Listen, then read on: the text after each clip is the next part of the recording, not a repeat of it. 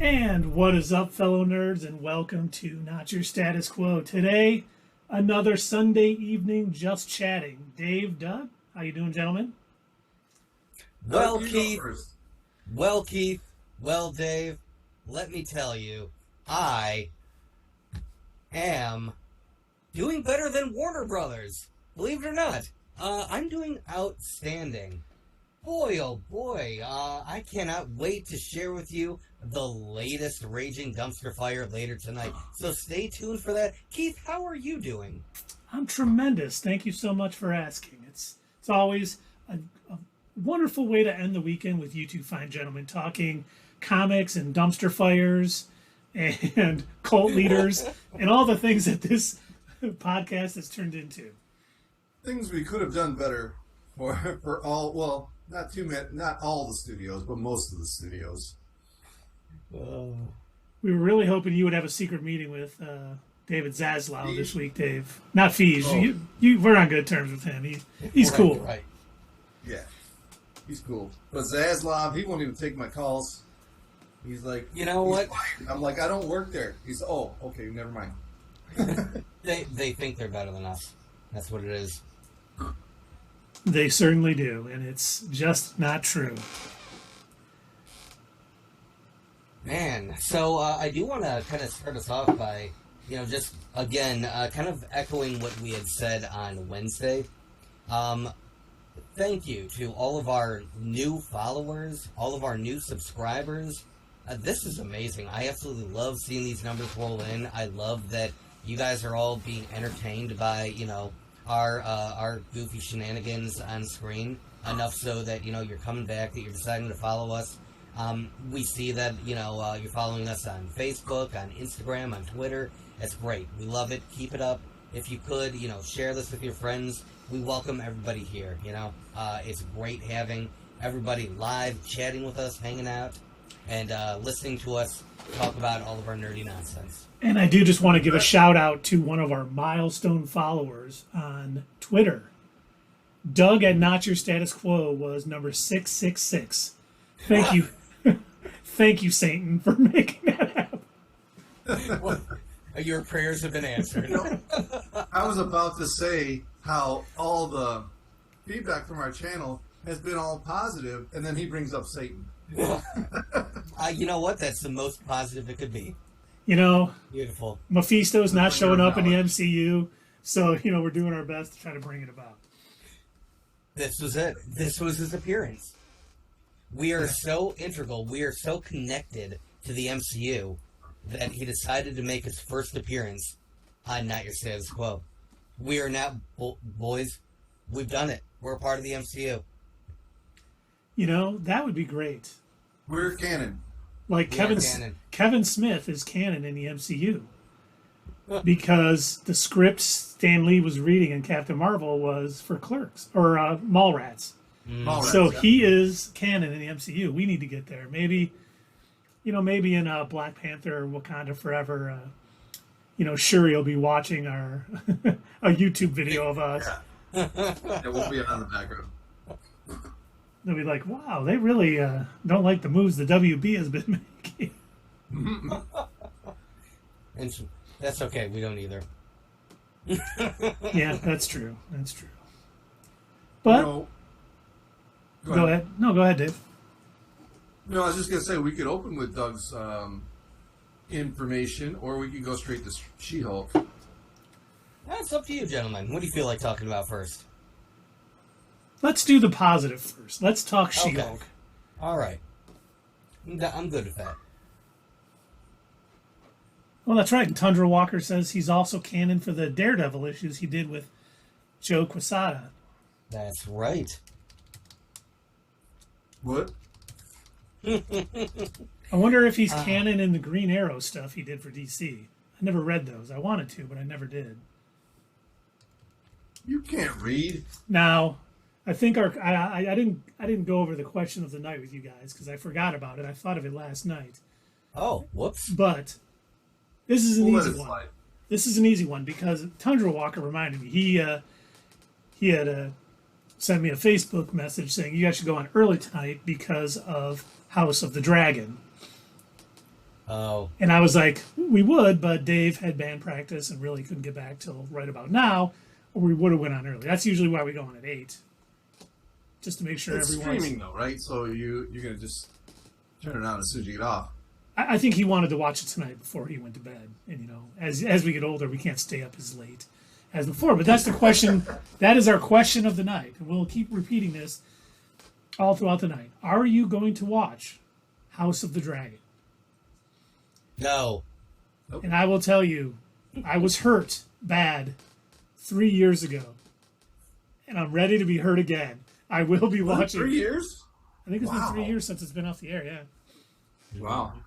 But I'm definitely going to watch it. You know, a few things that, I mean, Game of Thrones was great during the stuff that George R.R. Martin had written. Fortunately, they got past the books, and that's when it kind of didn't do as well in my eyes. And I know that he has had a very heavy hand with this show. So, and honestly, I hope HBO is smart enough to be like, we have a possible huge franchise on our hands here. Let's not screw it up. Let's do it the right way. Let's get things going.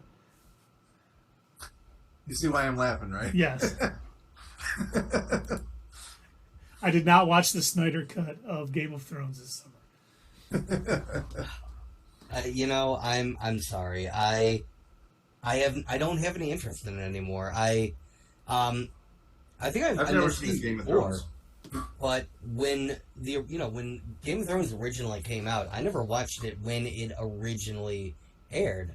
At least not right away. I think I want to say like more than half of the first season had already been out, and somebody had mentioned it, and I'm like, at that point, I was still in the army, and I was pirating. I mean, totally legally downloading everything that I watched legally, completely. Legally. Fact checker. Like, man. That checks. Everything he was watching was totally legal. Legal.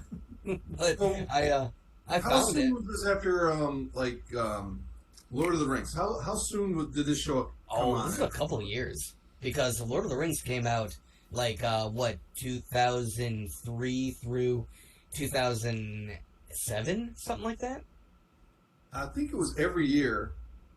I think it was every 2 years for 6 years. I think it was for 5 years. I know it was quite a while ago, because they had, by the time I did, again, like I relate most of many events in my life to when I joined the army. It was, I don't know why, but when everything changed. By the time I had actually joined the army, they had already released the extended edition of Lord of the Rings. And I remember those were it was a big deal at the time, because there was 4-hour movies or some shit. Yeah. You know what? I had all of the extended versions when I was still living in Kalamazoo. I had the special cases that looked like books. Yeah. I don't even know if I do too. Yep, they're over there right now. Yep. But so you didn't experience medieval fatigue in not watching Game of Thrones right away? No. See, that's what I have. That's medieval fatigue? Because Lord of the Rings was too much for you? No, I love Lord of the Rings, but then something else came out, like Vikings or something like that was also medieval. And then Game of Thrones came on, and I was like, I can't do it. I can't do one more show like that. And that's why I never got into it. And now, people tell me don't, because you're going to be so disappointed with the ending. So yeah, if you haven't started it, there's no, absolutely no. Absolutely. I agree. Don't bother. It's not worth your time. It was a good show originally, and I will say, a bunch of people were talking about it. It was, I think, at the end of the day, it was almost more fun to speculate and kind of do what we do on our show, to do that with Game of Thrones with all of your friends and coworkers and everything like that, and have watch parties and talk about, what's going to happen next? Oh my God, this episode left on such a... They were creating their water cooler moments. They were really good at that, and they were really good at pulling you in to the point where you would be talking about it for the entire week, waiting for that next episode to come out. And then when they would leave on a cliffhanger at the end of a season, that was the worst. And Tundra Walker's letting us know that Shang-Chi is on Celebrity Family Feud right now. Thank you very much. Wow. And he was talking about the Wheel of Time, which first season was on Amazon Prime already.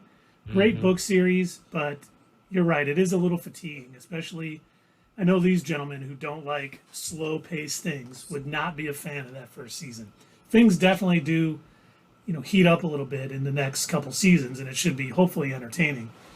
But yeah, that's kind of a thing. But it's funny you say that. That's overall true as far as it's slow-paced. I did like Dances with Wolves. That was one of my favorite movies. That was very slow-paced. So I guess it's a superhero thing if it's slow-paced. Anyway, go ahead. And sci-fi. Ad Astra. And sci-fi. Yeah, I didn't like Ad Astra. But it's funny that Doug was talking about water cooler moments because She-Hulk had a huge water cooler moment. Uh-huh. The Captain America. I mean, during people. the drive? No. At the end, when he goes, it was a girl on the USO 1943, and she's like, Captain America. People were making videos about it, about who it could be. We saw popping up all over YouTube. Eric Voss was talking about it on TikTok. Everyone was talking about it. James Gunn even commented because the actress who everyone thinks was the girl who took the V card was the same lady who played Star-Lord's mother. Okay. So they're saying Captain America is Star-Lord's grandfather. And James Gunn's like, no, I love it. Yeah, I do too. It's the same actress. Can I be the spoil sport between the two of you? Of course. I don't care. I don't care. That was the least exciting part. I don't give a shit.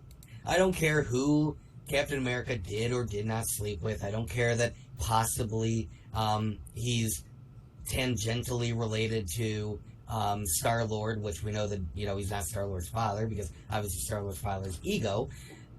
Okay, that's fine. Grandfather. Oh, so Captain America would be his grandfather. Oh, because, okay, well, either way, again, I don't care. I just thought I feel like there could have been, way better videos made. I saw them, I agree. I saw them popping up all over YouTube, and I thought, well, that's a weird thing that they would decide to create a water cooler moment out of. That's what everybody wants to talk about, was that moment. I'm like, I feel like there would be more things worth discussing. I don't know, right. Hulk's power level. How about, this weird thing that She-Hulk is suddenly able to control her abilities where Bruce wasn't at first? What about the spaceship? What the hell was that about? Who's on it? Did Hulk have a kid on another planet? These are all water cooler moments, I think, more so than Captain America. Those are the more sustainable. Those are the more sustainable water cooler moments. I think they just thought it was funny and said it, and it ignited Twitter. It ignited everybody. It was one of those flash, because no one's talking about it now. Because while it was humorous, it was a flash fire. Yeah, while it was a huge flame going up, it burned out quickly. Where I think, the other things, I just thought it was hilarious that they decided to have a mid-credit scene on that. Just because they kind of left it hanging at the beginning of the episode when she was like, he didn't have a girlfriend going in and all this stuff. It was almost like a way to throw people off. If it's going to be a comedy, they gotta have funny parts. I didn't really see anything that's felt like a comedy show, like a sitcom. Mm-hmm. It was still telling the story. I didn't feel like it was a sitcom. I didn't really laugh out loud at any moment in this show. But, I smiled a couple times. I'm not saying it was bad. I just didn't laugh out loud. I think the comedy is going to be ramping up as we go, as they get into more silly situations like they did in the comics, which I did notice. We've talked a lot about. Well, for one, if you're out there, you're watching our giveaway for the She-Hulk comic, the Epic Collection, Breaking the Fourth Wall. We're probably going to be picking a winner tomorrow or Tuesday. So if you haven't gotten in, go over to our YouTube channel, subscribe, comment on that video. You can win it, because at the end of this episode, both John Byrne and Dan Slott got a thank you. And those are two of my probably favorite She-Hulk writers, because they were the ones. John Byrne was the first one to break the fourth wall with her and just do weird stuff like she teleports by just jumping panels in the comic. Yeah. She knows she's in a comic. And then I was telling some people last night about that. I was kind of hyping up She-Hulk. There's a few people that I was talking to our channel about at our table at the murder mystery last night. Sorry for everybody who has no idea what I'm talking about. I attended a murder mystery dinner last night, and as I do, I like to talk about my fellow nerds, and it's kind of talking about the channel, and they said, oh, what are you going to be talking about next? Oh, She-Hulk, great show, came out on Disney Plus. And, oh, there's a She-Hulk. Yeah, so far it's pretty good, and it's going to be funny, and we're looking forward to it. It definitely should be good. But I mean, like some of the moments, some of the comedy moments for me was like when the guy, the male lawyer at the beginning was like, smile more. Yeah. Just knowing that's like such a touch point for her, and just yeah. The way you know who would stomp on that? That critical drinker guy. That would be The Message. Oh, I'm sure he probably already did. Well, Dave's favorite YouTuber, Nerdtronic, was already like, She-Hulk is an abomination. It's like, oh my god, dude. In one of the points, the abomination is in She-Hulk. That's what he meant to say. Oh yeah. And he's like, MCU. It's the MCU is over. And it's like they're telling interesting stories still. I mean, She-Hulk has been around since the 70s. That's 1970 people, not. And and I think they made the right choice in having her being able to control it right off the bat, because in the comics she was a lot like her cousin, didn't have control over it at first, and I thought they were going to kind of do that a little bit, and we were going to get a time jump when she kind of woke up in the woods, which was very nice little parallel to the Incredible Hulk. But that's what I found interesting, and that's why I think that's a real water cooler moment, because it is different from the comics. And Bruce pointed out that there's a genetic marker that she has that's different. Mm-hmm. And her blood helped heal that arm, which I still... Yeah. They really got through that really quick, too, by the way. So now his arm's healed, and that's all he had to do was one sentence, and his arm's healed. So absolutely no long time frame, like our initial thought. Right, we had all these ideas. We're always right, though. It's going to play out. It was 2 days. Yeah. Well, and the thing I think about it, I think Jen was the narrator. So she was focusing less on what Bruce was saying and doing and more on her and, kind of what happened. So, I do think it kind of undermines the sacrifice the Hulk made by doing the snap, taking the gamma radiation. But I also think that if the rumors are true and we're going to get some sort of World War Hulk movie in the near future, especially when Marvel gets the rights back to distribute Hulk films in 2023, they probably need his arm healthy to kind of make that as World War Hulky as possible. When do you think they're going to address that shit? I think they're going to address it at the end of the season so they can lead into something else. Well, I have my theory on what is going on with that ship. Yeah, it's his son. No. I've changed. I no longer think it's his son piloting the ship. I think someone from SCAR is coming to tell him, your son is basically in the fighting rings and is the champ now, and he needs your help. And I think the Hulk is going to travel back to that planet to help save his son. Marty, we have to go back to SCAR to save your son. Why? What happened? Your son, Bruce. Well, at the same time, I think they're going to focus on her and her lawyerly stuff for the rest of the season until that last episode, and then they're going to go back to that, I think. I think it'll be credit scene. That's what I was thinking. It'll be a post-credit scene, or it'll be something in another movie coming up. I think we'll see Bruce again, but I don't think we'll have any closure to that ship until, like you said, last episode or some other project coming up.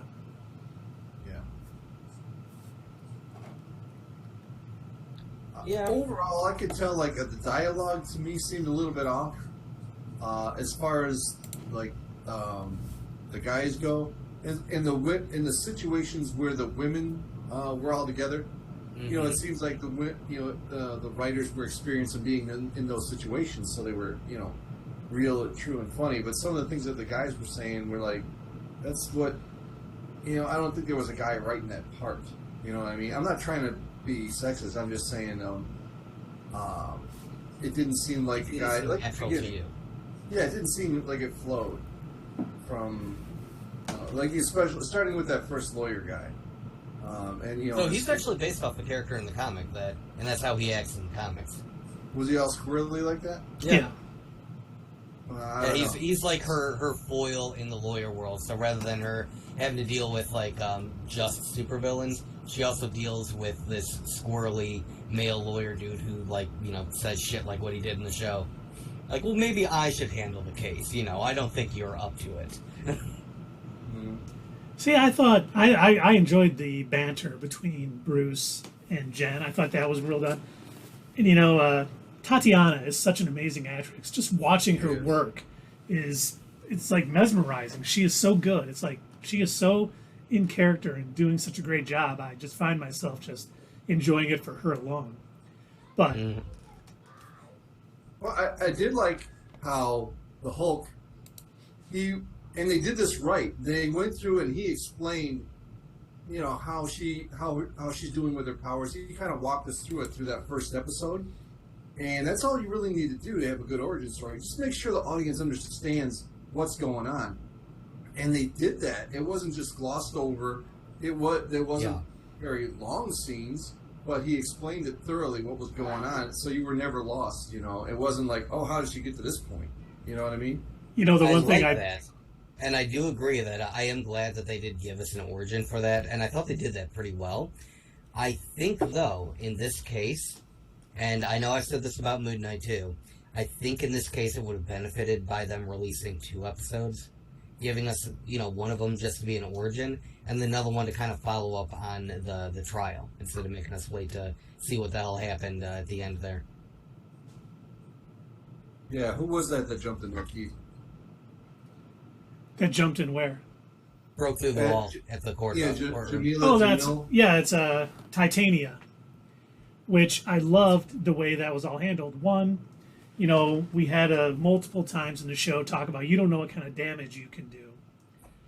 And, her whole case is about that corporation abusing their power and innocence being hurt, yada yada yada. And then she punches her right through the wall, because one of the reoccurring things with Titania and She-Hulk is She-Hulk always trashes her.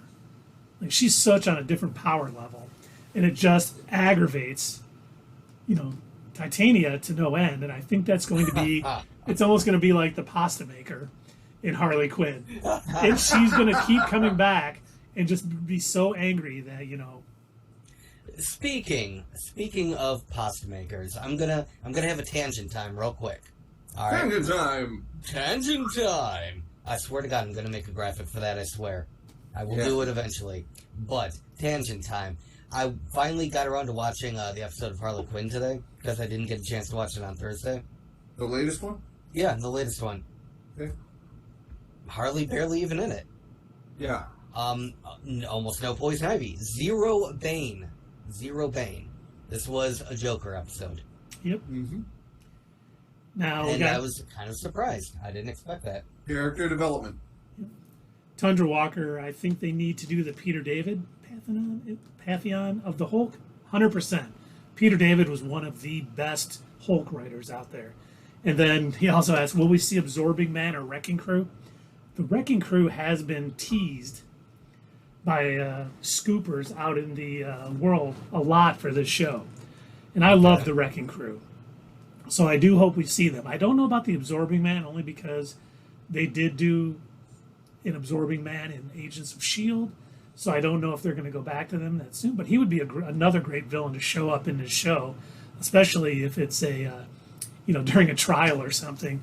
He's being tried for trashing a city or something like that. So that would be fantastic. He is tied to Titania. He is. They were married at one point in the comics. So he definitely could show up maybe at the end or even maybe next season or somewhere else, but they were married for a while in the comics. So it definitely could happen. You know what our old buddy Kev could do, and it might set a couple of things right, would be if we had a court scene. This probably won't happen, but it would be great in my mind. If we had a court scene where the Vulture was sitting there on trial after having returned back to our dimension, just to screw over the Sony Spider-Verse and reestablish that he is back where he belongs, and that end scene made zero sense. Only if he has to get to say a line, as long as he says, "Thank God I'm back here." That other place made no sense. That other place made no sense. This guy just kept standing there saying it's Morbin time, and I don't... What the hell is even going on? I mean, the way he reacted to it, like, he's a family man. He wants to be close to his family, but he wouldn't mind being in Switzerland this convention because the food's better. Yeah. Yeah. I think I'm going to like it here. Yeah, okay, sure. But it would be kind of cool to have that sort of crossover.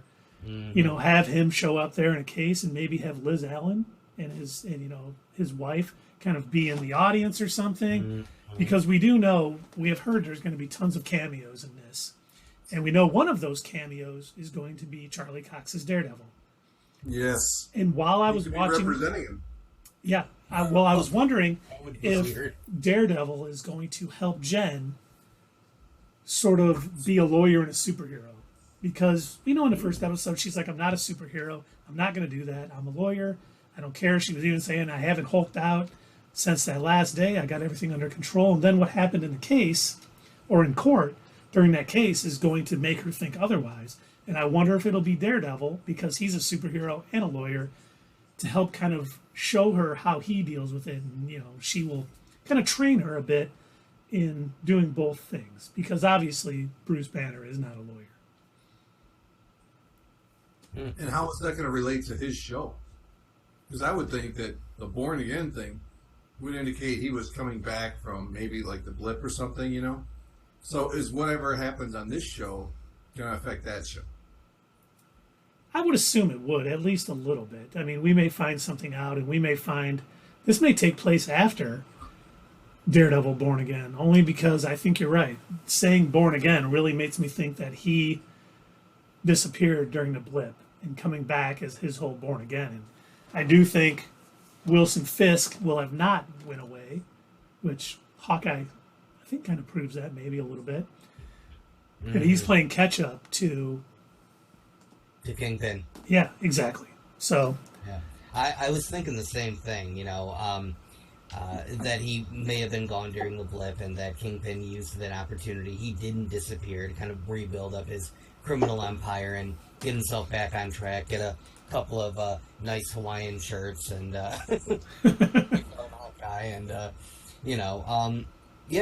so this could be Daredevil basically trying to sort of make up for 5 years of being gone and trying to fix everything back to the way he had it. Oh, I've got so many criminals to beat up. I better get a yellow suit. It's going to be filled with red by the end, though. I wonder why they did decide to go with that yellow suit. It could just be an Easter egg, not do his original costume. That's what I'm thinking, but I wonder... He's afraid. Or he's hanging out with Sinestro. I mean, he's blind, so, it's not like he can tell. Someone switched his outfit. It all looks red to me, who knows? Looks like a bumblebee. I what? Hey, it's Bumblebee! I'm gonna be honest, man. I don't know of any yellow devils. Wait, it's yellow? Yeah, you didn't know? Oh, man. Actually, the Daredevil series by Jeff Loeb was called Yellow. Really? Yeah. Yes, it is. Was there a particular reason? No, not that I know of. He did that with like a bunch of characters, like Captain America White, the Hulk was gray, I think, Spider-Man blue. Oh, okay. A whole bunch of them. I'm gonna have to look. I wonder if there is a collection of a couple of Daredevil Born Again comics, like in a graphic novel or something. Oh, there's definitely a Born Again, Frank Miller's Born Again, some complete series out there. You should be able to get a hand on.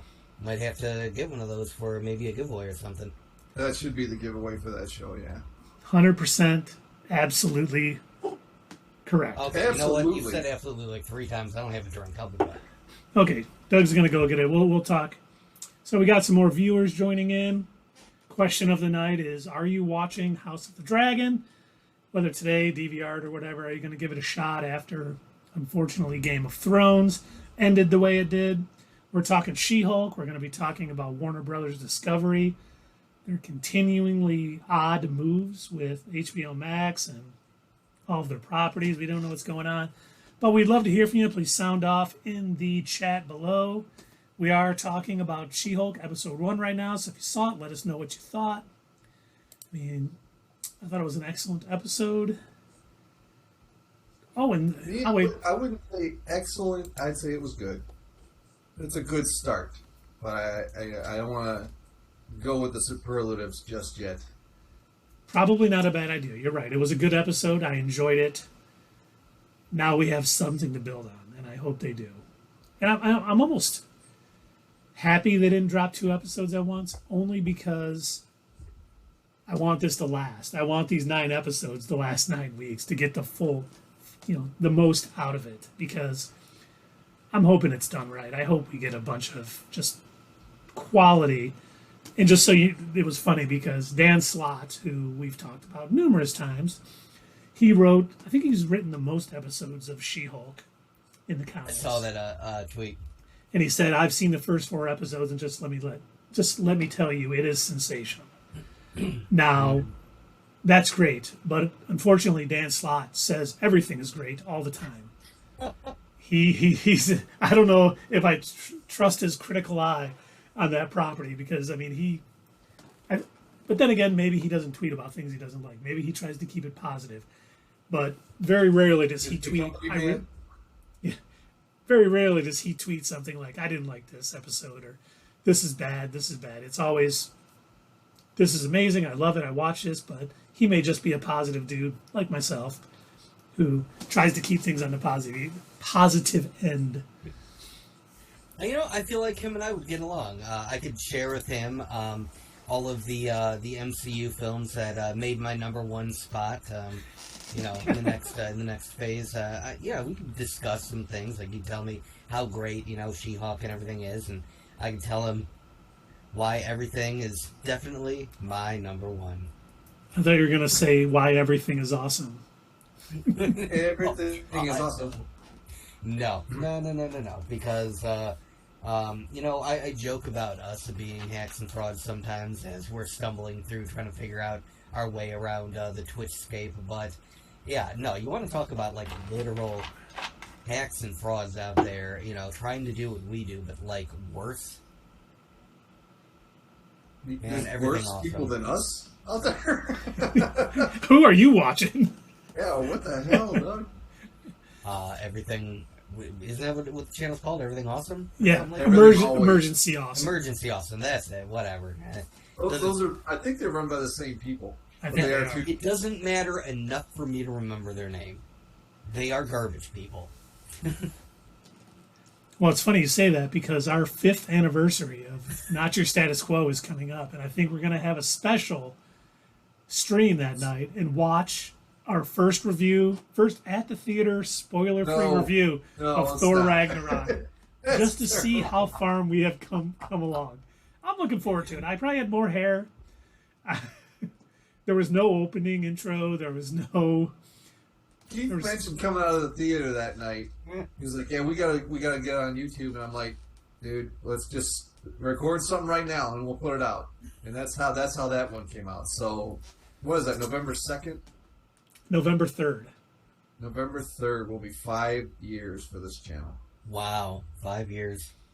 You know what would be a really awesome birthday present for us? Reaching our 5-year anniversary. Monetized on YouTube? That'd be great.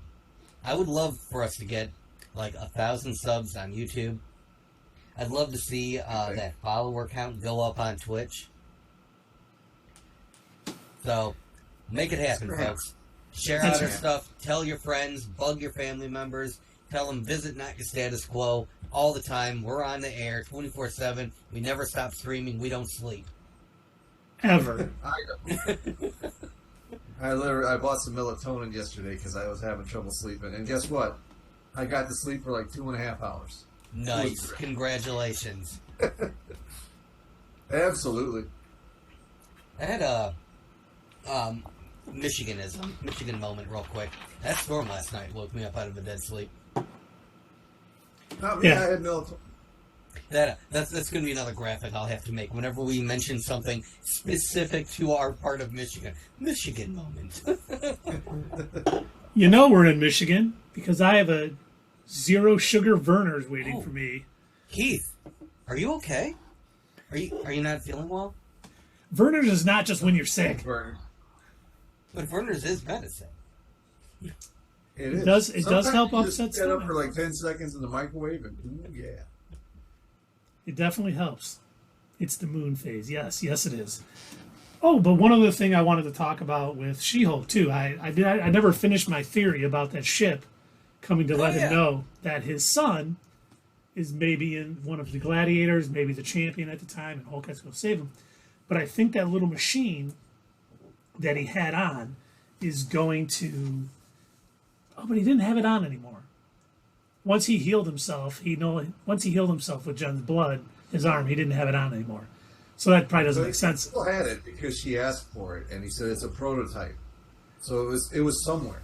Right, but I don't think he'll wear it. I was thinking that is going to be the thing that overloads the gamma back into a system that makes him more savage as opposed to being Professor Hulk. Gotcha. Oh, so you think at some point he is going to return back to Savage Hulk? I do believe he will, and that is why World War Hulk. Because in the comics, what happened was the Illuminati sent him out to space. Because he's a monster, let's face it. And he landed on Sakaar, and he ended up becoming the gladiator, the king. Sakaar. Sakaar, yeah, sorry. Sakaar is his son. Sakaar is the planet. Wait, Scar is his son? Yeah, that's his name. Oh, he's a and lion. if he landed on him, I mean, probably, I don't know, he probably didn't get hurt. He's fine.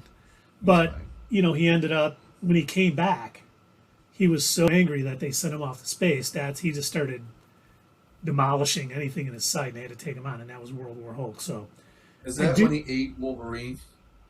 No, that was in the... That was in the one that I was talking about on our Slack. Old Man Logan. Yeah. Which do I get into what I was talking to you guys about? Yeah, we definitely can. I mean, we're talking about Hulk and She-Hulk. Okay. So, all right. Yeah, smoke it out. One of the things that had been coming up online or been people were talking about in regards to She-Hulk is.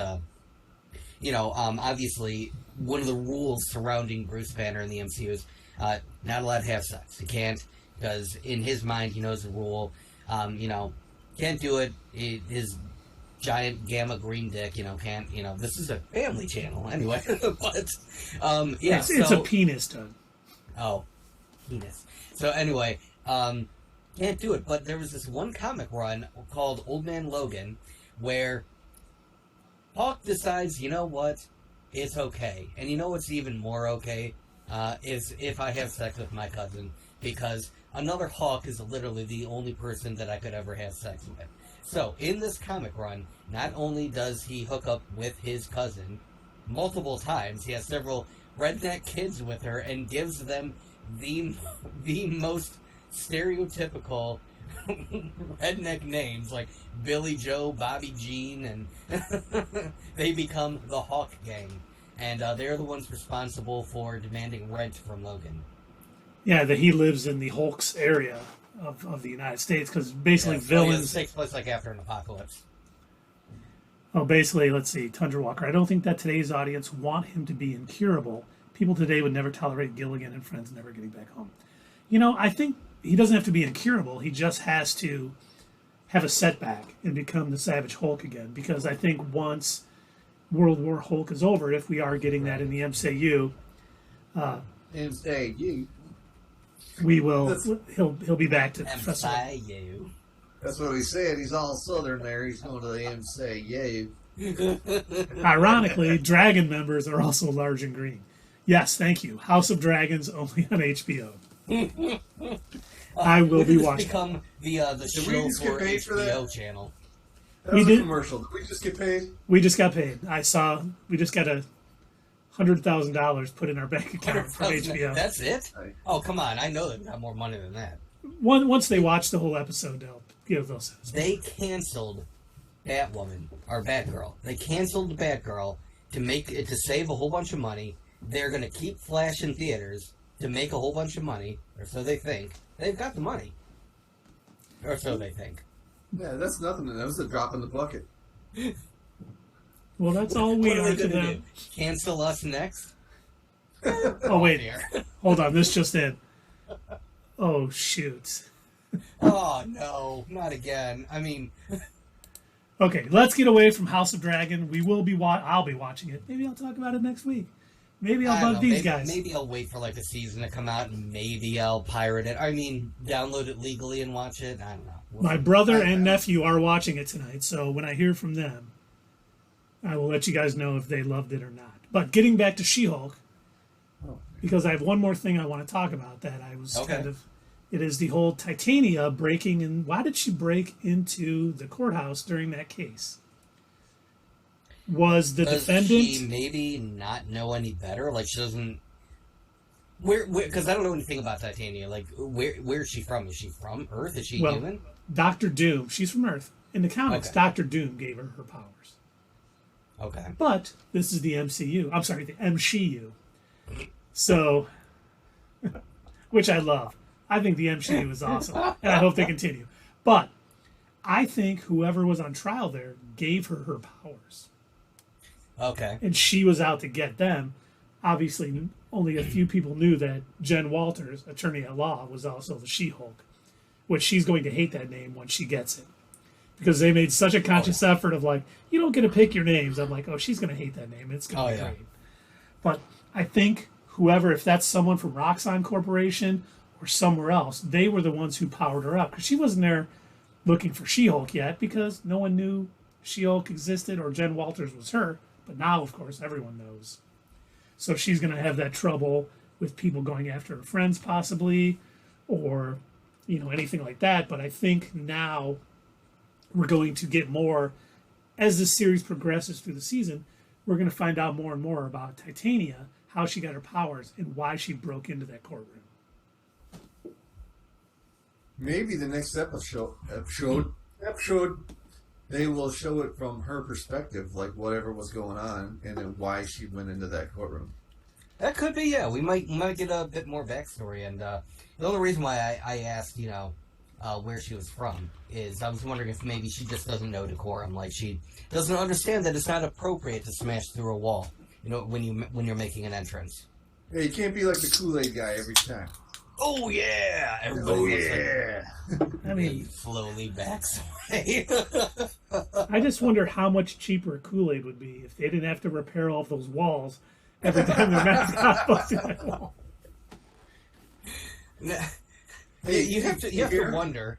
You have to wonder when he does like pour out his Kool-Aid for the kids. Like how many of these kids are like, you know, drinking asbestos that's now broken out of the walls into their cups of Kool-Aid and that Kool-Aid's crunchy. Oh yeah. They're not making 12-inch rulers any longer.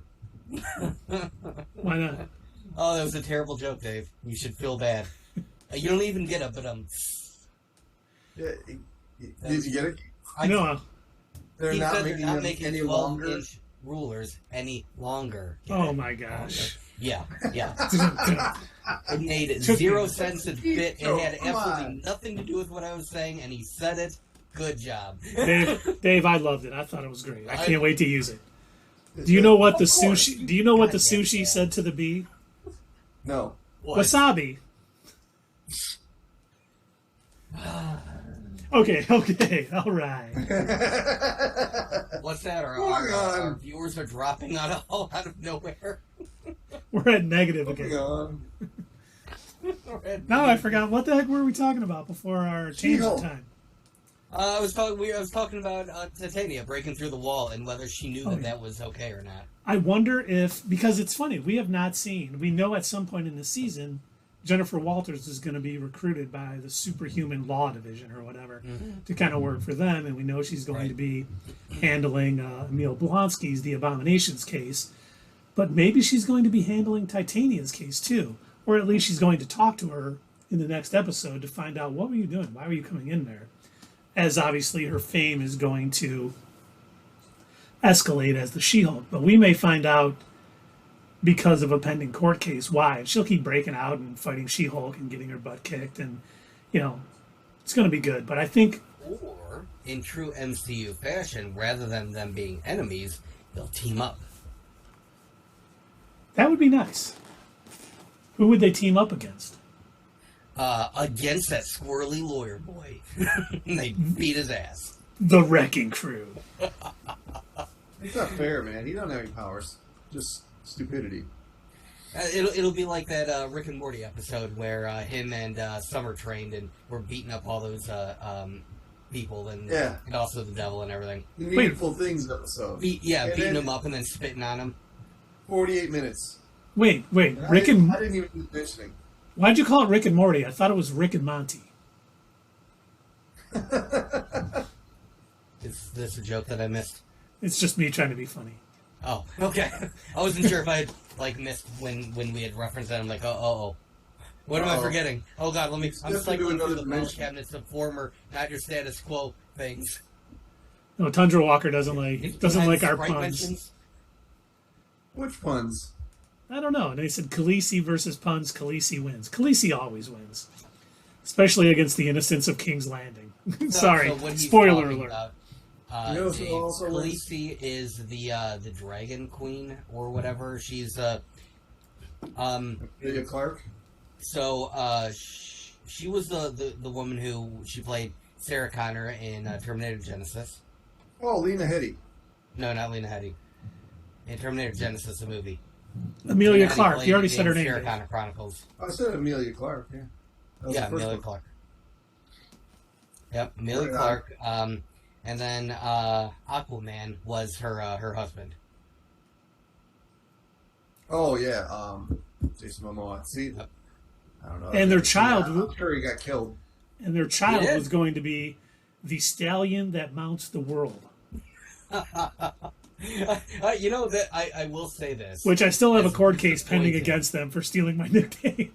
As disappointed as that series became to me, whenever somebody brings up one of those little funny moments about it, and it's you think about it now, it's that's hilarious how their entire what were the Dothraki? That's what they were called. This tribe of people. Everything was about horses and fucking. That was their entire culture. Family show. Family show. It was definitely not a family show. I was at my brother's for a birthday party, and it was just on in the other room. And my sister-in-law and her sister walked in. We weren't in the room anymore, but it was still on. They walked in a room at a brothel scene. And they were like, my nephew is 15. And they're like, what are you letting him watch? This is like a nude scene and la la. And I just looked over at my nephew and said, it's DVR. You can watch it later. And Thunder Walker says, similar to the Mongol Horde. Yeah, pretty much. Yeah. That's why they say, what is it? Don't they say almost everybody shares DNA with Genghis Khan? I thought it was Kevin Bacon. Well, the same thing, really. Wait, Kevin Bacon is Genghis Khan? And Kevin Bacon is who's the guy that lives forever in the DC universe that fights Superman? Vandal Savage. Vandal Savage. Kevin Bacon is Vandal Savage in the real world. He's lived forever. He was Genghis Khan at one point, So he just changes his name every once in a while. Yeah. Will Chamberlain. He gets footloose every now and again. Well, he's got to cut loose. He joined the Avengers, and he was in what was it, First Class? Yeah, he was Sebastian Shaw. Yeah. Yes, Will Chamberlain was Genghis Khan. Franchise he hasn't been in. He's been in every movie. He's like Michael Caine. He's been in 2 million movies. I don't think he's officially been in the MCU yet. He's been referenced. He's been mentioned, the name Kevin Bacon, but I don't think he's physically acted in it. In Guardians, yeah. Yeah, which I watched today. It was fun, and because I remember I remember in Infinity War, like they made reference to Kevin. Like for some reason, I guess Star-Lord has talked enough about Kevin Bacon that now the Guardians really think that this is like a real life hero that actually exists. To the point where when they're asking Thor, like, "Oh, who are the Avengers?" and "Oh, is Kevin Bacon on the team?" and he goes, "I don't know, probably. I haven't been with him for a while." Yeah, I haven't been there in a while. And then I forgot that he brings up Kevin Bacon in the first Guardians of the Galaxy movie when he's like describing to Gamora, he's talking about when a great hero came along named Kevin Bacon, and he taught everybody to dance. And Spider-Man brought him up in Did he? Infinity War. Well, yeah, when he's got him like this, and he's like, "Is Kevin? Oh, you guys are the Avengers? Is Kevin Bacon on the team?" He's like, they're like, "Is Footloose still the best movie ever?" He goes, "It never was." It never was. That's right. I forgot about that. Oh man. Well, talking about Kevin Bacon being a time traveler. Mm-hmm. Tangent time. Well, no, not really tangent time. Because in Dan Slott's run, Jen Walters has an out-of-time trial, which is with the TVA. Yep. We talked about this during the Loki series. Yeah, yeah. And I wonder if we will see something along those lines. If we'll see something with the TVA coming into play. Because basically what happened in the comics was this case was so well known they couldn't find jurors that didn't know about it. So they brought people from the past to be the jury. And one of them was Clint Barton, who was dead at the time. Jen's trying to sneak up notes and stuff. But I wonder if we'll have some, a little, because they say we're going to get tons of cameos. If we do get a Mobius, not Morbius, Dave, settle down. Mobius. Like a Mobius strip in Yes. Endgame. Yes. If we see Mobius and Mobius in this series interacting with She-Hulk in some way for some sort of trial on the superhuman side of it. So, you know, the more they talk about it with the 9 episodes, I don't know how Actually, like the planet Mobius from Sonic the Hedgehog, which is technically planet Earth. Hey, Doug, I think you know before we mention Sonic the Hedgehog in this channel, we got to make sure that Dinky Man Soul is not watching, or he will come down and give us another earful of the movie. Which he is very excited. Sonic 3 is coming out December 20th, 2024. Look, so we got guys, that I can't help that you were all reading super cool comics about, like, Superman and Batman, and, like, 90% of the comics that I read were all Sonic the Hedgehog. Hey, Sonic the Hedgehog comics were pretty good. They got I thought you were going to say weird, because then I would have agreed. Well, no, they got weird, and I think that's what makes them good. They were like, hey, this is a kid's game. Let's make some comic books about it. Let's get as nutty as we can. Stuff. Let's make the world an apocalyptic Earth, and let's have these horrific scenes where a super scientist grabs these humanoid animals and slowly transforms their flesh into metal in like many panels, so you can actually see the life blink out of their eyes for kids. I seem to remember us having a theory that, and tell me if I'm wrong, that Mobius is actually a Loki variant. Mobius is a Loki variant? Yeah, Mobius. It was either a Loki or a Kang variant. I don't remember having that theory. But it would be interesting to... He doesn't seem like much of a Loki. You know? Yeah. It could very well be. I mean, they've already proven that variants can look different. They proved that in Loki, having Sylvie. They proved it in Spider-Man No Way Home with having several different Peter Parkers. So I mean, yeah, it is definitely plausible that Mobius could in fact be another variant of anybody. Could be of Kang. Could be of Loki. I think it would be less likely to be Loki. He seems more like he plays by the rules more than a Loki ever would. I could definitely see him being a Kang, though. But he knew all about Loki, like, before he got there, and he loved him. He loved being around him. That's why I thought it was maybe. I don't know that he loved being around him. He seemed annoyed and needing to work with him in order to catch Sylvie. And he complimented him all the time. Now, was that just lying? Because if that's true, then there's another Loki trait. I think he was sort of feeding his ego. Fed his ego. I noticed that. He fed his ego because he knew that Loki would respond to that. But he also wasn't, like, giving into his BS. If you remember, like, that first episode of the Loki series, he told him a lot of what he wanted to hear, but he was also straight with him, and he showed him, and here's this video clip, and this is where you die. And he was pretty much straight with him almost at every point, like, bringing up the fact that, you're not going to win. I don't know what you think you're going to get out of this, but, you're not a hero, you're not a good guy, and so, like, he more or less, the way he spoke to him, most of the time seemed like it was, like he was talking down to him, like he didn't perceive Loki as a threat. Whereas Loki is, like, always grandstanding, like, I am a god, and I am above you, and Mobius kind of looked at him like, you're a variant. I can end you whenever. And just Tundra Walker, Mobius, the comic artist, was also excellent. His Iron Man poster is legendary, and thank you for the URL, or the... Oh, let me see. With some of his posters, he's got a Spider-Man thing, Punisher. There's some really nice stuff there. So if you're in the chat, click on it. Oh, God. These are good. Yeah, there's some really good ones on there. So definitely check it out.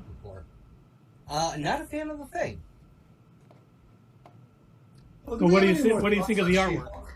As long as you got She-Hulk up there on their screen, do we have any more thoughts on She-Hulk? Oh God, right? Wow, we tangent timed again, didn't we? Let's see.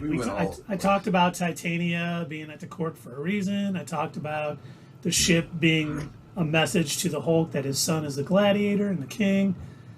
I talked how much Tatiana is such an amazing actress. I'm so glad she's playing Jen. Yeah, I think we... you guys have anything else on good old She-Hulk? Not that I can think of. I guess not. I guess we covered it. I mean, it's not the big smashing first episode that you might have expected. Well, I wasn't expecting it after the run they've had on Phase 4 TV shows. I think they're kind of just getting to know what to do on the TV shows, so I don't think it was great. It was good. I hope it gets better. The thing, too, I think you're kind of right, Dave. They've been sort of writing these shows like they're a movie.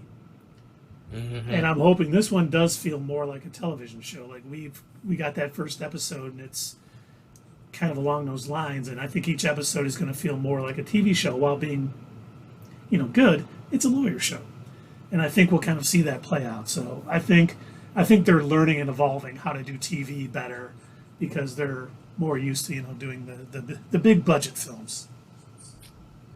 Yeah, I think so.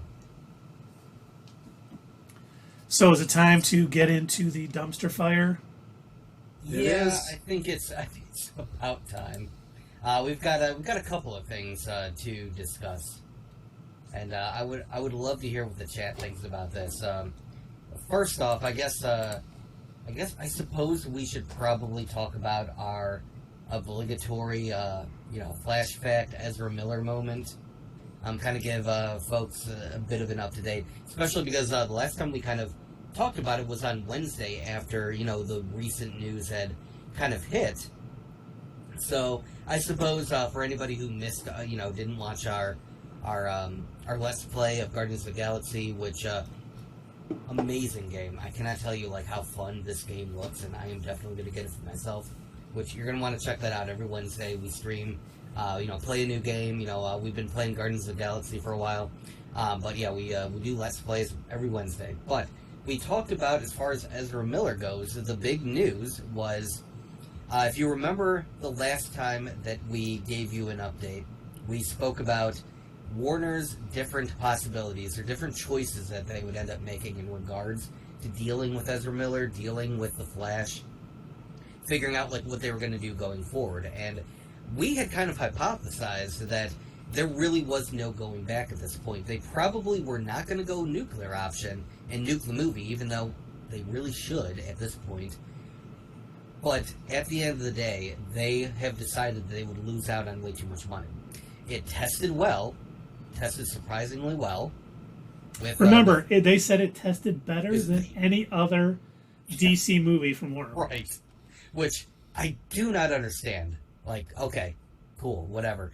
So they obviously feel like it's worth putting it out, regardless of the fact that their main actor that plays multiple roles in this film is probably, most likely, but not guaranteed to be guilty of many, many crimes.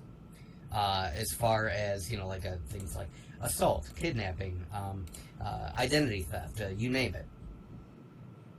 But what they had discussed is their first option was basically, okay, we're going to try to get a hold of Ezra, wherever they might be. And Ezra was like spotted all over the place. I think in Greenland, in Iceland, in Vermont, in Hawaii, kind of just like going all over and causing havoc wherever they went. And the idea was, okay, we're going to put a lid on this. We're going to put this under control. Ezra is going to apologize, is going to seek help, and we're going to move on with the Flash, and there's going to be, limited marketing with Ezra involved. But limited to a point, like very few interviews, things like that. The second option was they are unable to get a hold of Ezra. Ezra is unwilling to seek help, and they still want to go ahead and push forward with the Flash, and so they just attempt to distance themselves from Ezra Miller completely and try to separate the art from the artist, if you will. They're going to still release the movie, but they're going to pretend like Ezra Miller as an individual just doesn't exist. Absolutely zero involvement. And I figured if they weren't going to nuke the movie, that would be the option they would go with. Because why would you want to? Why would you want to, at this point, be associated with Ezra Miller? Well, think about it. I mean, we're talking about press tours. We know that Michael Keaton is in this film as Batman. Mm-hmm. We know that he was also Batman in Batgirl, which has now been canceled by WB. So he's probably not on the best of terms with Warner Brothers Discovery right now. The girl who's playing Supergirl, Sasha Calle, I think her name is, something along those lines. She was going to get her own movie. That has now been canceled. So she's probably not going to be, she's not too happy with Warner Brothers Discovery. Ezra Miller, you can't have that guy doing press. They're going to have nobody able to really work that film. I mean, they're just going to have to hope word of mouth, like, go see it. So when we were talking about it, we had kind of discussed, like, honestly, what we figured they would do is they'd probably go with option 2. Really, forget it. Forget trying to get in touch with Ezra. Forget trying to, do this whole apology tour and whatever. Just hope that the Flash is good and they're able to make some money off of it. It probably would have been better in the long term. We had discussed short-term goals and long-term goals as far as, like, what Warner could gain from this and what they might end up losing. Because if you think about it, short picture, sure, they recoup some money. They might make some money back, depending on how many people go see the movie. But long-term, if Ezra were to have kept on this rampage across the country or across the world, I don't know, whatever the hell they were planning on doing next, it sounded like they were forming a cult at one point. From Iceland to Hawaii. Huh? From Iceland to Hawaii. Yeah. Literally, like, around the world, causing international chaos. So, I, personally, if I was running a studio, I would kind of look at this long term and think, I'm going to put this movie in theaters. This movie is also going to eventually be on probably HBO Max or Discovery Super Plus or whatever the hell streaming service they create. Warner Discovery Max Plus, I don't know. It's probably eventually going to wind up there. It's going to be on Blu-ray, But whatever you do, whenever you release it, it's going to be tied. They're going to have the actor's name right there on the thing. So it's always going to be tied to that individual. And for years to come, you're going to be like, oh, yeah, that Flash movie with that criminal. And I feel like, wouldn't that be consistent bad publicity? I don't know if which Batman movie it was. The one with George Clooney. The first two people listed on that movie were Arnold Schwarzenegger, and Clooney was not listed. He was not the name above the marquee. Well, because at that time, wasn't he mostly known for what was that? ER, that show that was on TV. I don't think he was a movie actor yet. He wasn't a huge star yet, no. But he was Batman. You'd figure they'd put the Batman's, name first, but no, they didn't.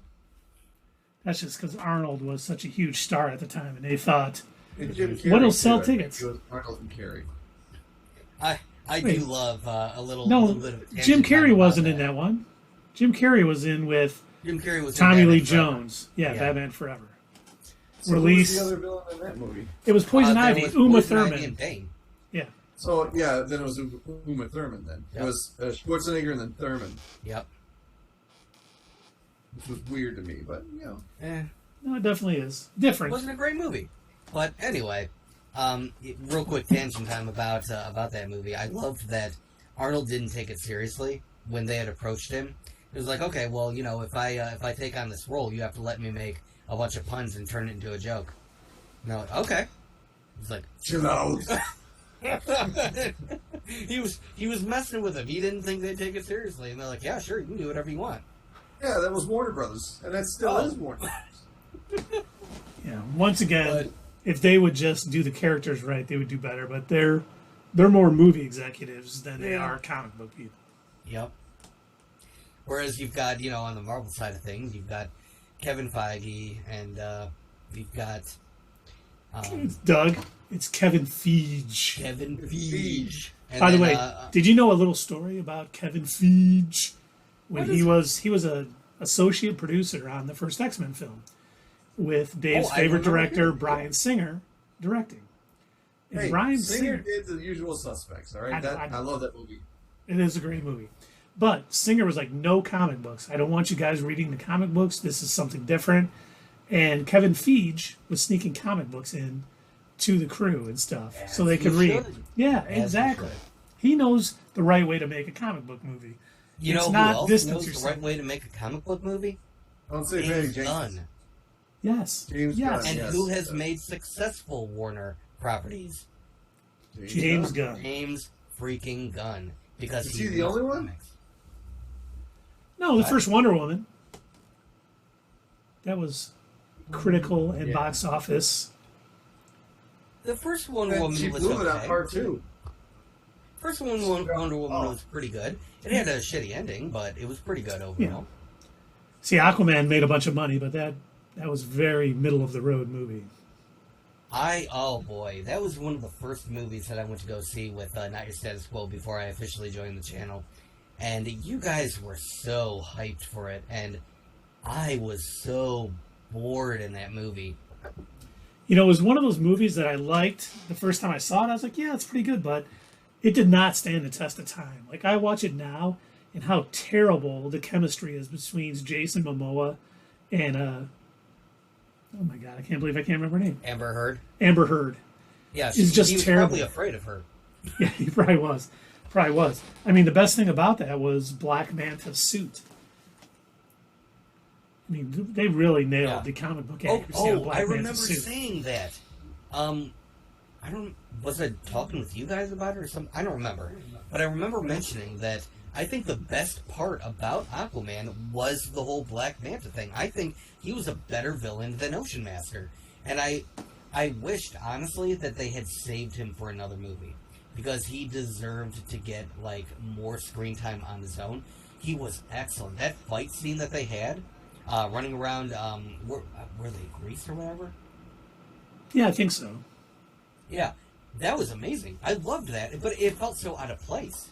Like, it didn't fit in with the rest of the movie, and it felt like I wish they would have just saved him as a villain for another Aquaman movie. They tried to cram too much stuff into that one. I think he will be back. I do think all because over of the place that tonally. that post-credit scene, we are definitely getting Black Manta back, and I'm very happy about that because he deserves the villain spotlight, if you will. He deserves to be the main villain and really go toe-to-toe with Aquaman. And Wasn't Black Manta just on a recent episode of Harley Quinn, too?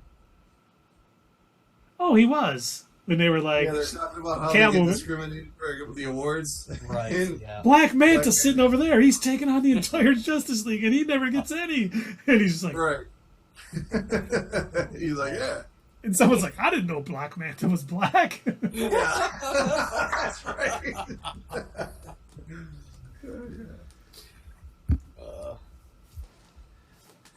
But I mean, there's more WB news too. Oh, The whole right. thing you're Sorry, telling us. I didn't even. We had a tangent time. I didn't even finish making my point. You guys, you got to stop me when I start droning on too long. That's No, part of the that's charm not of our what I'm channel. saying. I spoke about the 3 options that Warner could choose, and we thought for sure. We thought, okay, they're probably going to go with option 2. That's the safest option because they're not going to nuke the movie. We wanted them to go for option 3. We wanted them to nuke the movie. They weren't going to. So we thought, okay, the safest option is option 2, somewhere in the middle. They're going to release the movie, but they're going to cut ties with Ezra. What did Warner do? Keith, what did Warner do? They had Ezra give an apology. Was it an apology? Technically, yes. Was it a good apology? No, not at all. I'm sorry you were hurt by my actions. Right. Thank you. That is exactly what it was. Yeah. I'm not sorry that I did it. I'm sorry that you felt that way about it. Yeah. I'm sorry that you feel you deserve an apology. Yeah, yeah. And he acknowledges that he's had issues and he's going to seek help. That is what he said. But aren't people still missing? Yes. I believe so, yeah. Yeah, none of that was resolved.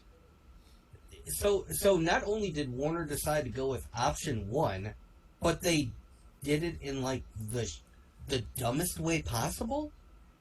That's the only way that I can describe that. They went with option 1. Ezra gave a half-hearted apology that was like barely an apology. Claimed that they were going to seek help, kind of, but none of it got resolved. Like, we don't know if we don't even know if he's going to, be to court or anything. Like, what is going to happen as far as, like, he still committed crimes, right? Allegedly. Okay, allegedly, I'll give you that. Here, I'll give you a scene that happened when they talked to Ezra Miller. Hey, Ezra, we need you to apologize. I'm not going to. No, we really need you to. We're going to shelve the movie. Okay, I'll apologize as long as there's 0 follow-up and I don't have to do the things I say I'm going to do.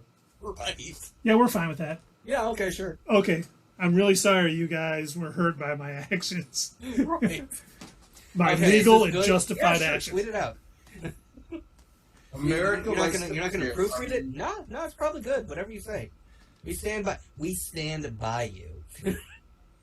As long as somebody asks for an apology, America is eager to forgive. I forget what movie that was in, but it's like true. You look at it like look at Michael Vick. So many people were mad at that guy, and then when he apologized, it's like you don't even. Oh, the guy who did all the dogfight. The dogfight. Yeah. And he's being a non-sports guy like myself, I know what a shock. But being a non-sports guy, I didn't know who he was until he made the news. And when like all these people are like, "Oh, he did football," and I'm like, "Oh, you mean the dogfight guy?" Well, he was a really good player. Don't get me wrong. He was really talented. No, heard he was a better dog trainer. Ooh, too soon. On the bright side, Vic has been working with dog shelters and hopefully doing the right thing. Unlike what I think Ezra Miller is going to be doing. He's not seeking any help. He is not going to do anything he said he was going to do or they wanted him to do. He's going to continue until he's caught, apprehended, whatever it is. I can't wait for like more news to come out following the release of The Flash. Because here's the thing. Okay, they may have gotten Ezra to apologize, if that's what you want to call it. But did they really put a lid on their actions? Did they really stop Ezra from going off and doing whatever it was that they were in the middle of doing? Yeah, no. Nope. All he had So to do I'm was... waiting for the news to be like, oh, latest in the news following Ezra an arson at an orphanage. And I'd be like, yeah, that tracks. So, Wait, is he Carnage? All right, so he went back for reshoots. No, doesn't that make Warner Brothers like an accomplice? Because they didn't turn him in. I don't think he was wanted at that time. That was prior to the arrest warrant in Vermont, I believe. But they knew things were going on, and that the things in Hawaii had happened, and then this was before the arrest warrant in Vermont. But yeah, he came in, did his reshoots, and was gone again to, bring his Colts to to Iceland. By the way, Keith, I'm going to go tangent really quick. You know what week 2 Sunday night is, right? Oh, yeah. So we won't be broadcasting that night, folks, unless we do it earlier in the day. It's Green Bay whooping up on the Bears. No, well, probably. But it's my team versus Keith's team. Oh, is this one of those sports ball things? It is. It's a sports ball thing, Doug. Well, I hope that everybody tackles the end zone and gets a home run. We do. I'm telling you, Roger Clemens may win Wimbledon. Jeez. Sure. I don't know what you guys are talking about. Well, Dave mentioned a baseball pitcher winning a tennis event, so I think he's joking. He's Ezra Millering it. Oh. But just so you know, Roger Clemens' kid is a Detroit Tiger right now. So Cody Clemens. Isn't he out for the year, though? No, he played today. Oh, did he? Okay. Yeah. He was hurt, but... Well, in the other news that we had that you were telling us about today, yes, Doug, is the Cartoon Network stuff. Yeah. Oh, wow. Okay, so... Speak to it! I was kind of shocked by this, and I had to make sure that this wasn't a bunch of BS, because I started seeing a couple of videos popping up today.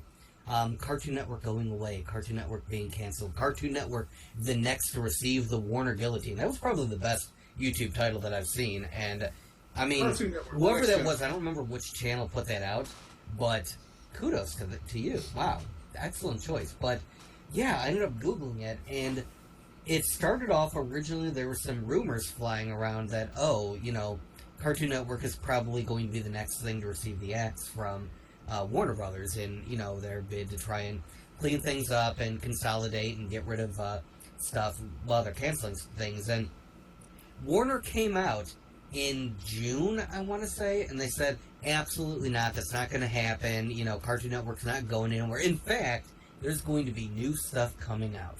And so everyone was like, oh, yeah, okay, cool. Now, as of this weekend, nearly every Cartoon Network show that was on HBO Max is gone, save for like a couple of episodes here and there. I guess the big one that everybody's talking about, there was a show called Infinity Train that the entire next season had been completed, and Cartoon Network is not going to release it on air live. They're not going to put it on HBO Max. It's not going to be on CartoonNetwork.com. And the production crew was really pissed about this because they said, we put our heart and soul into this. You don't understand how long it takes to animate. All the voice actors, they're, not going to be able to see all the work that they put into it get put out. So all of the shows from HBO Max were removed. And the Cartoon Network YouTube channel, all of the shows that they had removed from HBO Max, any videos relating to those shows were wiped clean from their YouTube channel too, including YouTube videos that had received millions of views. Gone. Just like that. They just Thanos snapped it. And there's been no word about it. No, people are like tweeting them, like, hey, what's going on? Where's all this Cartoon Network stuff? And so the word around town, especially from people that work at Cartoon Network, a couple of people, somebody had tweeted, but it was deleted, and I believe Warner put is trying to keep things under control. Somebody who worked at Cartoon Network tweeted out saying, terrible news from Cartoon Network, we just found out we're not going to make it through the end of the year. So, but by the way, hold on, let me cut in for just one sec. Sure, yeah. I don't know if you saw this. The Infinity Train. Is this a caveat? This could be considered a caveat, sure. Caveat, yes. But someone, I can't remember, I should have taken a screenshot of it. Someone from, some Warner Brothers Twitter account posted Tweety. a link to a Google Drive with all of the Infinity Train episodes, including the new season. It basically said, Really? take them, because you no longer can get them. They're not on HBO Max. They're not on YouTube or anywhere else.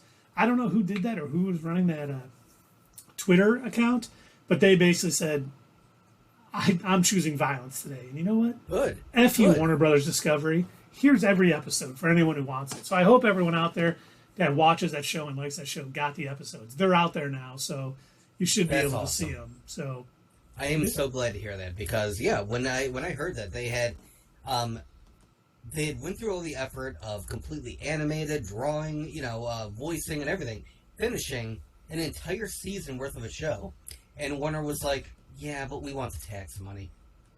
And I found out that's why they removed the videos off of YouTube as well, because by doing so, they can't claim monetization of anything related to that show. By outright canceling it and removing anything that would have made money off of it, they get a tax break. So it won't be on Blu-ray either. No. Well, that's a load of crap. They said that at the moment, other than what Keith just mentioned, which I didn't know about, that's awesome. They said at the moment, the only place that you can currently watch Infinity Train is if you buy the episodes off of iTunes, but that they're probably going to remove that. It's only a matter of time. yeah, because that's another way they can make money off of it. So But yeah, the other shows that got the axe were OKKO, which I don't know if you've ever seen that cartoon. It is beautiful nostalgia. It is not the greatest animation in my opinion. I will say that it's kind of, it looks like somebody drew it with crayons, but every episode features like an 80s or 90s cartoon character that like visits this like convenience store. So they bring back Captain Planet and the Planeteers. They bring back Sonic the Hedgehog and Tails. They have like all of these they have all these characters that like visit this place, and they're voiced by the people that they're voiced by in like previous iterations. So I think Sonic was voiced by Jaleel White, Urkel, for those of you who don't know, and Captain Planet was voiced by his original voice actor. I probably should look that up. Ben Affleck. Sure. Sorry, Tundra Walker wasn't here. I had to throw out some Ben Affleck. But yeah, wait, did they have Dragon Tales on there? Huh? Did they have the Dragon Tales on there? Was that 90s? Yeah, well, late 90s. I mean, my daughters watched it. So I don't remember Dragon Tales. You don't remember Dragon Tales? Mm-mm. What about Must not have been something that was. I don't know. I should probably tell you guys. I don't know if I ever mentioned this, but when I was growing up, I didn't have cable. I had no cable. One of the few channels that we were able to get was the Canadian channel, CBC. So a lot of the shows that I watched growing up were usually, Fred Penner's Place, Mr. Dress Up, stuff like that. Finnegan. Caillou came after I was a kid. Caillou wasn't on when I was a kid. I watched, there was another one called... I watched more Caillou than I'd like to admit. Oh, is that why you're bald? You're basically Caillou. Look at Keith, he's losing it too. Yeah. Oh, there's a funny... sorry. I think I don't remember the name of the YouTube channel. I want to say it's like AOK or something like that. But they make these funny videos of like Caillou as an adult, and it's hilarious because his dad is just like so tired. Like, so Caillou's grown up, but he's still like a whiny little shit, and he's like just horrible, and he's like always crying and whining and demanding that his parents give him money and fix his mistakes, and his dad is like just pulling his hair out like I cannot put up with you anymore. I will have to check this. Ask the question again. That's true. We do our question of the stream this week is: are you going to watch House of the Dragon on HBO? As I said, I was hurt about 3 years ago with the season 8 stuff, but I'm ready to be hurt again. I'm definitely going to watch it. I do think it hurts so good. Come on, John Cougar Mellencamp. Come on, Game of Thrones. It hurts so good. It hurt me once. Shame on you. You hurt me twice. But you ain't gonna get fooled again. But Keith's going back for more, so I'm hoping. I think there's some good signs that this is going to be better, because I think the best part of Game of Thrones was the parts that George R. R. Martin helped write and that he had already written in books. They had that source material. This show is based off Fire and Blood, or this show is based off the book Fire and Blood. He has had a much... It's a prequel series, right? Yes. It happens hundreds of years before Game of Thrones. And it's basically, about the Targaryen family, and that is the people who have the dragons. So it'll be interesting to see. I think because he has so much more influence on this show, it's going to be that quality. Because his books are tremendous. I mean, the 6, 7 books that are out now, I don't know if we'll ever see the last 2 that are supposed to come out. But his books are just absolutely just so well written. And if they can even, be half that quality on the show, it's going to be worth it. And I'll let y'all know next week. We'll have Keith's Corner. How was the House of Dragon? It was good. You have Keith's Corner. I'll read reviews from other people that watched it. We didn't talk about Sandman, me and Doug did, and you haven't watched that yet. So it's okay. You said you were going to watch it this weekend. I said I was going to start it this weekend. Unfortunately, I was not able to start it. Kids and board of directors for the thing got in the way, but I will be watching it, I promise. Yeah, so Dave, this is definitely going to be Avatar again. Yeah. In about 10 years, Keith will be like, I saw the first episode. It was We're going to be like, first episode of what? Oh, Sandman. God, I'm going to have to go back and rewatch it. I don't remember. Was it good? Was that a show? I'm just going to listen to Enter Sandman by Metallica and say I watched it. By the way, Doug, I'm joking. Metallica sucks. They said they released 2 more episodes. Yeah. What? Yeah. They're okay. Hang on 1 second. Something just got knocked over. Oh.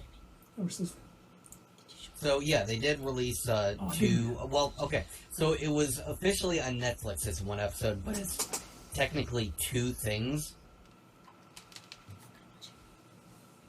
Oh, sorry.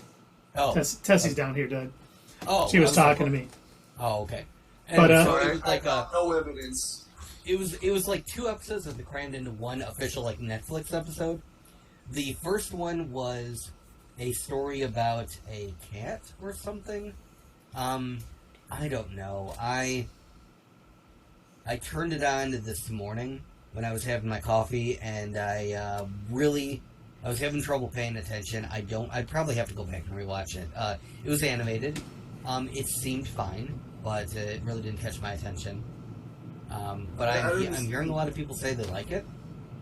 It didn't seem necessary, but no, it does not seem necessary. I think what Netflix is doing in releasing this stuff is, I think they're trying to.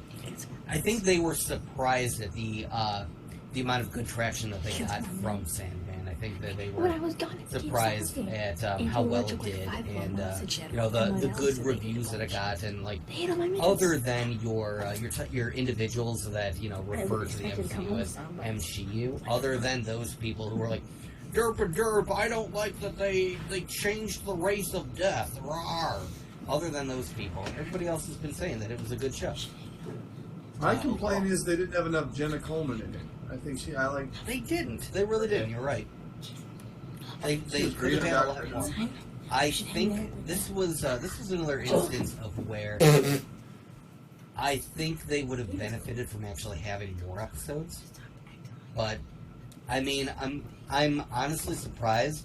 Going back to the, I guess our main topic right now, Warner just putting the axe to everything. I'm glad that they didn't cancel this, because this was good. This is kind of in the same vein of what we're talking about, where you've got the right kind of involvement. Going with what Keith was talking about, the fact that George R. R. Martin was involved with this new Game of Thrones thing.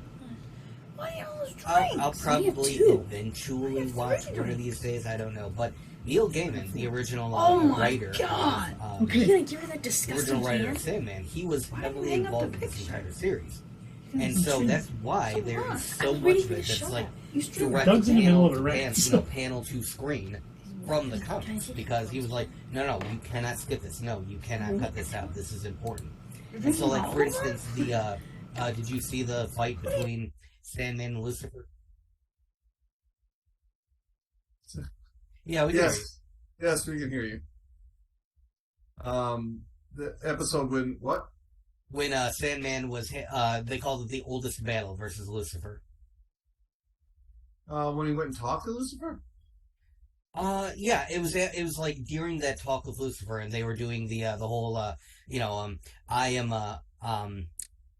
Oh yeah, that yeah, okay. Yeah, Really just I am a viper, poisonous, to kill the and, other person. I am a horse-drawn hunter with a spear, that kind of thing. So that was directly from the comic. That was pulled like word for word. Yeah, and I thought that was kind of like, who judges? You know, you're going up against the devil. You know, the devil. If the devil can make anything work for herself in that show. Yeah. Mm-hmm. Oh, that was. So you know who that actress is, right? Yeah, that's she was on Game of Thrones too, right? She was on Game of Thrones. She was also. And she was in Star Wars. She was in Star Wars, yeah. Oh my God, what was the shiny stormtrooper lady? Gwendolyn something. That's her actress name, yeah. Phasma, Captain Phasma. Captain Phasma, yeah. Yes, that's who she played in Star Wars. Which they did her dirty. They should not have killed her off in Last Jedi. Oh God, no. No, absolutely. They should have explored that character way more. So wrong. That was a Boba Fett move. That's what they did. You're gonna see this in our back to the editing room yeah stream 4 months from now. So okay, real quick tangent time. Here's my theory. Go for it. Do your tangent. We got nothing but tangents. Yeah. Wow.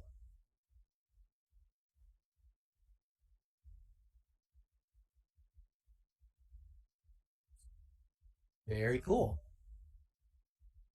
So, can I say something about that real quick? Okay, so, not to toot my own horn, but because I do all the graphic design for the channel, I recognize that specific logo. That is the one that we use for whenever we do our giveaways. I know that because it's got the dots on it.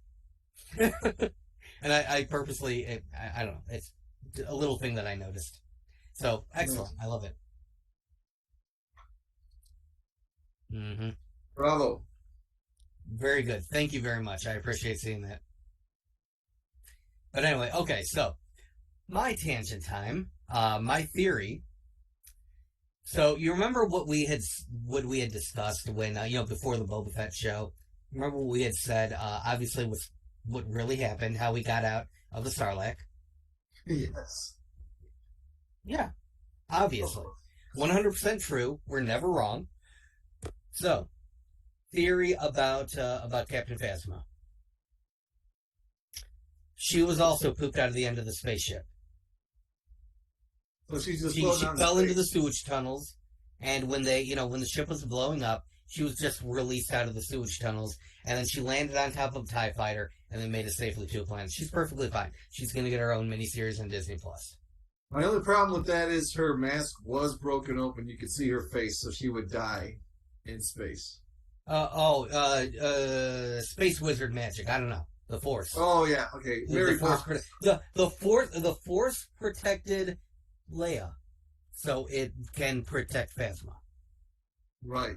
Okay. Something dark side.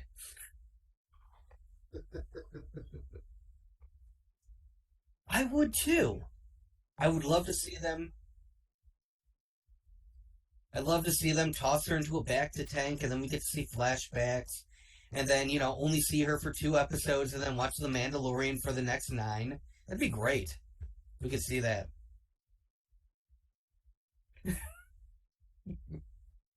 God, what the hell were we talking about? Somehow I went Well, off. the I Warner Bros. tangented Discovery is off up of there. a tangent. You're talking.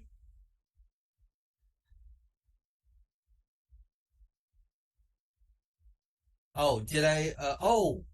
I didn't finish talking about the. Oh, do you have a card for the Rick and Morty thing?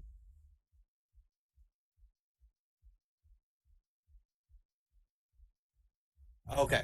All right. Well, Dave, did you hear about the recent news of Rick and Morty?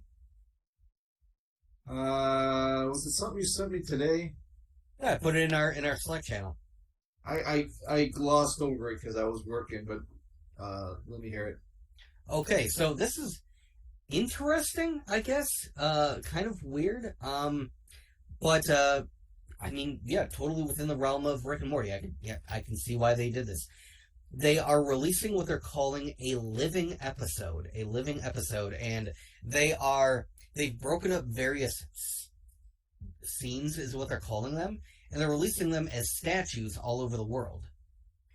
And they are containing various characters from Rick and Morty fighting what they're calling seed worms. I might be saying that wrong. It's like CEDE. And they kind of look like, sandworms from like, what do you call it? Doom. Uh, Sort of like that. And so the first statue that showed up was in Mexico City, and it was, oh my God, what is the planet, heroine from the Vindicators? What's her name? oh, the Planetina or something? No, that's not her. no, it's the Cosmic Girl. Yeah. Well, anyway, it was her and Beth teamed up fighting one of these worms. Oh, okay, that makes Yes. sense. And so what they're saying is that this living episode is meant to bridge the gap from the last season to this upcoming season. So all of the events, all of these scenes that we're seeing play out in these statues are going to make sense and make an appearance in the upcoming season. And so what they want people to do is basically turn it into a treasure hunt and kind of pay attention to online to people posting pictures of when one of these statues pop up at a location near them. And then you'll be able to kind of piece them together, and you'll be able to figure out what this living episode is once you've collected all of the scenes. I don't know how I feel about that. I thought it was odd, but it's a very interesting marketing strategy. I will say it's probably better than McDonald's re-releasing the the Mulan sauce, causing like I didn't. No, I never have. No, because They people gotta freaked put it out too back much. out And just for that. honestly, I felt when you started seeing those videos pop up of like idiots flailing on the floor and acting like just stupid, just acting stupid over a dipping sauce at McDonald's, I'm like, I don't even want to ask for it because I don't want to be associated with them. And so yeah, I didn't even bother. Like anytime I went to McDonald's, I'm like, no, I'm not even gonna bother. I'm not gonna ask for it. You're talking about back in '98.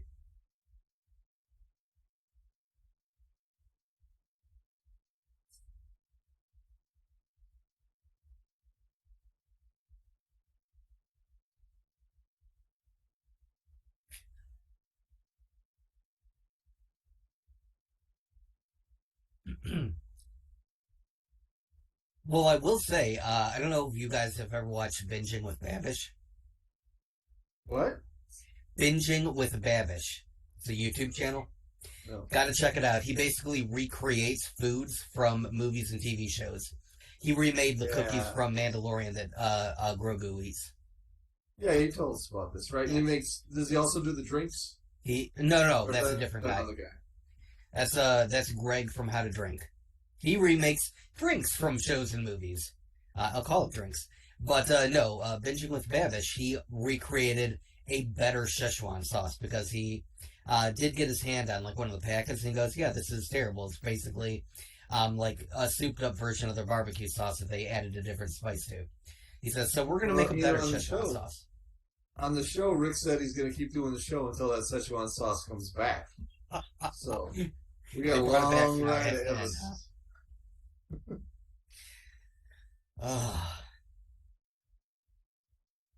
Right. Yeah. Just break the sauce back so we can stop doing this. Right. But yeah, I thought that was kind of an interesting bit of news, concerning, again, this still falls under Warner. This is, It does. somehow they haven't screwed that up yet. They seem to be more hands off with Adult Swim stuff, and I'm surprised because, especially hearing this news that they are basically putting the axe to Cartoon Network. I don't know what that means for Adult Swim. Yeah.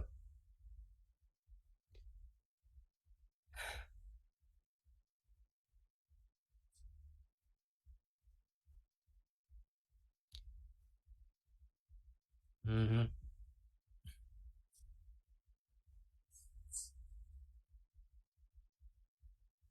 you know what? I almost never do. I usually will watch stuff after the fact. I've got my DVR set to record episodes of Rick and Morty when they do stream. That way, September 4th at midnight, yeah. by the way. Then what I do is I usually watch them the next day because I'm I'm not old, but I have to work, so I cannot stay up that late because otherwise I'll be Doesn't slogging Adult through the day. Swim, don't they stream it like starting at midnight and you can stream it anytime, just like an NES streaming service? Not that I found. They might have changed that, but usually it was always. I think you could find it on Hulu, usually like a couple of days after it had aired. Well, that's the never thing. like Season 5, I watched on Adult Swim. You just, it's not an app. I just went to the website. Oh, you just went to the website. Oh, and a Rick and I didn't know Morty that. page, and it would play like each episode for the week. And once it got like more than one episode, it would lock the previous episode, so you couldn't watch them. I So see. you had to watch as they came out. I didn't know that. Okay, well, that's interesting. But it's not like I said, it's not a streaming service. It's you have to go to the website. Okay. Find the information. Oh, yeah. Okay. Are you talking about the other thing that I shared with you? Okay. All right. One final well, maybe. It depends on what your news is because I don't know. Is your news Warner related? Oh, okay. Well, then to round up our Warner dumpster fire variety hour, because Warner just can't stop. Like, I don't know. They're masochists at this point. And I found this one was like extra hilarious to me because, um, they really hyped up the Mortal Kombat movie. They really hyped it up. Um, Dave, Keith, was that movie any good?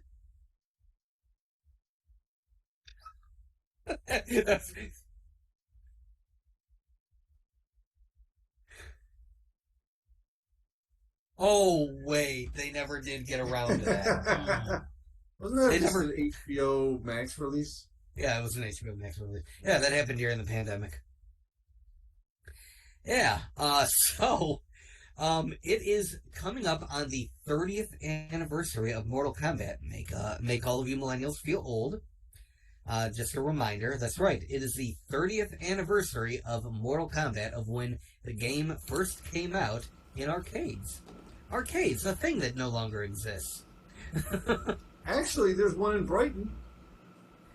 No, I'm sorry, Dave. It was closed down. Oh, geez. I don't know. I drove by it the other day. I don't go to Brighton anymore. But anyway, Why were you kicked out? How do you think Warner Media decided to celebrate this amazing, groundbreaking anniversary of Mortal Kombat, a game that they own? I would say they, all of the different games, all the iterations of the games, have them all combined wouldn't into that one make sense? game, and just have artwork Maybe throughout the release history. classics? Yeah, things like that. So, Yeah. so that's what they're doing, right? No, not even a little bit. So they've decided that, the best way to celebrate the 30th anniversary of this popular franchise that has been going on for years and years. And this is not, sorry, I misspoke. This is not Warner Media. This is Warner Games. but a subsidiary of Discovery Warner. This is Warner Games, and they've decided they're going to release I guess in conjunction with Warner Media, a special 30th edition anniversary package, a bundle. And it is going to be Mortal Kombat 11. A game from a couple years ago. It existed. It was fine. But, hold on. I'm not done. Oh, good. More stuff. Good. Yeah, guess what they're bundling with it? All the other games. 1 through 10. No! Bonus characters based on people from 1 to 10. Not even. Jolly Ranchers. Like Christopher Lambert. Jolly Ranchers would have been better. No, unfortunately, they've decided to bundle with it the movie, the recent Mortal Kombat movie. But, don't worry, Keith. They've decided this is going to be extra special because the movie is going to contain special bonus scenes of the next upcoming Mortal Kombat movie. I suppose when we actually get to the tournament, maybe? No, not yet. That'll be like 5. Oh, that'll 6. be the third movie? They're gonna really drag it out. Yeah. So, boy, oh boy. I'm gonna have to update that graphic. That's gonna have to be 2 flaming dumpster fires, both labeled Warner.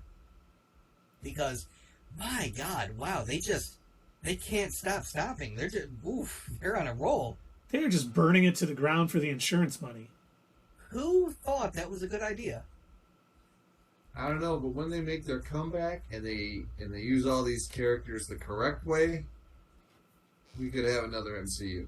Boy, so they took that phrase, finish him, to the yeah, finish him, man. It's like Add it to the Warner dumpster. It's all that's with lying on the ground, and that's what's saying, finish him! Yeah, because all these people were tweeting out, we can't wait. And they were asking for an update, hey, so what are you guys going to do? It's the 30th anniversary. Are you going to, re-release game? Sega has re-released the original Sonic games more times than I can count. Granted, I can only count to orange, but anyway, they have remastered the games time and time again. Everybody was like, "Oh, are you going to re-release the old games? Are you going to re-release the original arcade version? Are you going to remaster them? Are you going to update the graphics? Are they going to, Oh, well, what are you going to? Are you going to give us some bonus? What are you going to do? Release a game that was already out. Are you going to update the graphics on it? No, we're not. Can you include some scenes from your upcoming movie? Yes, now that we will do. Yes, we're going to charge you an exorbitant amount of money to buy a game that you probably already own and a movie that you don't want to watch with scenes from a movie you're not going to see. But it's a bonus package. And that is the 30th anniversary bundle that they decided to go with. Chef's kiss, good job, Warner. Keep it up, guys, because you know what? You're getting us some viewers. It's unbelievable how many bad decisions they keep making. It just seems like, what's the worst thing we can do right now? Oh, okay. We'll do that. That's the good one. We're going to make $50 in tax money. Let's mix an entire season of a show that's done. Let's rip it from everywhere. And I will never understand what they are doing right now. And, I think it's going to even get worse before it gets better. Mm-hmm. And I hope you're right, Dave. I hope they put people in charge of what we care the most about. Warner Brothers has a lot of properties that I enjoy. Harry Potter was pretty entertaining. They got the DC Comics. They got Game of Thrones stuff. They got Truman Capote was just What? Oh, I have a sore throat. okay, we'll let you off the. Oh, there you go. No, it depends on if we're closing this one out or not. Well, we do have 2 more topics. Mm-hmm. This is all one. Right, let's go. This is one that I did bring up to you guys over in our Slack account. That a scooper on Twitter has said that the Book of Boba Fett season 2. No, not a pooper scooper, Dave. Keep it. Let's not go Warner Brothers. That's true with you. Sorry, Truman. Sorry about that. But he is saying the Book of Boba Fett Season 2 is coming now. Which, I mean, the first season of Book of Boba Fett was okay. I mean, it was best when The Mandalorian was on it, of course. You know, we got some Luke scenes and we got some things. But I wonder if this is... We know that they have talked about some big event is coming up in that Mandalorian universe. We're thinking, you know, probably the retaking of Mandalore, something along that nature. Grand Admiral Thrawn coming in with a big army. Who knows what. And I wonder if because the Rangers of the New Republic was canceled, that they are going to use the Book of Boba Fett Season 2 to add some spice into that, to get some characters in, you know, Fennec Shand and Boba Fett. I'm sure if there's a big war between the Mandalorians and Grand Admiral Thrawn, you know, he may get involved. So I wonder if they've decided to do Season 2 to help push some more stories forward to bring about this, you know, big event in the Mandalorian verse. So is that all that Boba Fett's going to be, is setting up other shows? Like, because if they would have stuck with their original 4 episodes, it probably would have been a good show, you know? But then they had to add the episodes, and it was basically just adding more episodes for The Mandalorian. You know what I mean? So if they do that for another show... Are you telling me, Truman, that you didn't like The Mandalorian Season 2.5? Oh, I enjoyed it, yes. I certainly did, yes. Is it going to be setting up different shows? Is that all its only role going to be? I don't know if it's setting up shows as having storylines that lead into it with Boba Fett and Fennec Shand. Because I really hope now that he's kind of, you know, that running Tatooine or whatever he is doing there, that maybe we'll start to get in some more interesting storylines than what we got in the Book of Boba Fett. Because as much as I enjoyed some of that history with the, you know, Tusken Raiders, and no, they're not Sand People, Dave. You know, the Tusken Raiders and him doing that, and all, there was some good stuff in it.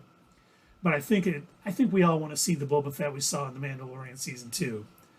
You know, we want to see him using all of his skills. It would be great to see him and Fennec Shand like going to war with some of Grand Admiral Thrawn's armies. I think that'd be fantastic. You know, maybe they're moving in on Tatooine and he's going to do what he needs to do to protect his own interests. So, I would like to see that Cad Bane live through that attack somehow. Because when he came onto that show, it was kind of kick-ass. You know, he looked just like he did in the not the comics, but the Clone Wars. The Clone Wars, yeah. The Clone Wars. Yeah. Yeah, I agree. Cad Bane looked great. It was, they seemed to do a lot of things odd in the Book of Boba Fett. Like, you meet somebody, you're hoping for this big thing, and then they're kind of killed off pretty quick. I really hope they do a better job with Season 2 if we do get a Season 2. I mean, have it be about Boba Fett. Show him how kick-ass he can be. You know, we know he's trying to change, but he's going to have to put his hand on the wheel a little bit to help, you know, events go his way. So hopefully that is how it goes. No. Yeah, so don't forget, if you're in the chat, let us know what you think. Should we get a Book of Boba Fett Season 2? And then the last little tidbit of news here. I have not shared this with these gentlemen. There has been a lot... Oh, here it comes. Surprise news. There has been a lot of talk about the remake of Knights of the Old Republic. Ooh. It was put on hold indefinitely a few weeks ago, according to reports. We have found out, I think it was today, at least I saw it today. It could have been yesterday too. But another studio has come in and has taken over this game, which has been in development for about 3 years. So they are now thinking that this is going to be coming out sooner than later. They were thinking 2026 at the earliest, but now they're thinking this could be as early as late 2023 or early 2024, depending on how much work needs to be done. So hopefully this will be a Let's Play Wednesday night game coming up sooner than later, because I would love that. Knights of the Old Republic and Knights of the Old Republic 2, the Sith Lords, were amazing. Yes. You know what? Absolutely. Oh. And as a caveat to that, I don't really have a caveat. I just want to say that word. Oh, and somebody cashed in absolutely. So one more, gentlemen. Oh, one more, absolutely. Mighty Mage. Good stuff. But I'm hoping this is true. You know, I think this was going to be a PlayStation exclusive. I think it still might be, at least at release. So I'll definitely, hopefully, get a PlayStation 5 by then. But I'm really looking forward to this game. And if it even lives up to half of the quality of those first 2 games, we're definitely going to be in for a treat. I will say, PlayStation kind of needs to win at this point. I don't know if we've ever discussed it on our channel, but Microsoft games kind of went on a binge during the pandemic, buying up a lot of properties. I believe they own Sega game studios now, which I don't know how well you gentlemen know about the Persona series. Not at all. I know of it. I've never played it. It is a gigantic series that was originally mostly popular in Japan. It started off the main series name is called Shin Megami Tensei, and then they spun off into the Persona series. And they recently, and I said recently, I want to say like 2018 maybe, I think it came out. They released Persona 5. Rave reviews, everybody loved it, amazing game. And at the time, it was owned by Sega. And who bought them up? You know, Microsoft also bought up Bethesda. Yes, they did. Which is good for me because I have the Ultimate Game Pass on my Xbox, so I have tons of free games. It's always funny if we ever run out of games. You know, I got like Star Wars Squadrons. I got Mass Effect. We have so many games we can play, and it's so nice that with Ultimate you get all the EA games also, which EA is a horrible studio, but they do have they do have a catalog of some great games. Yeah, aren't monopolies fun? They really are. You know what? That should be one of our live streams. What do you all think out there in the Nerdverse? That's what I decided to call all of our fans. I say for our next 3-hour stream, we start to play a game of Monopoly. Obviously, we won't finish it in 3 hours, but start to play a game of Monopoly, and then we just put cameras on it, and everybody gets to watch the amazing. I'd like to buy Park Place from you. Oh, you don't want to sell it to me? Okay, roll the dice. I need my really exciting. I need my $200. I just passed go.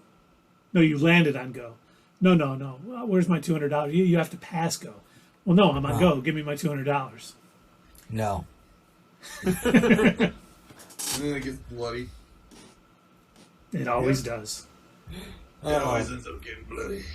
But I wear red clothing so no one can see me bleed. Ooh. That's not a Deadpool reference. Yeah, it's a Deadpool shirt. You should have wore brown. I should have wore brown pants tonight.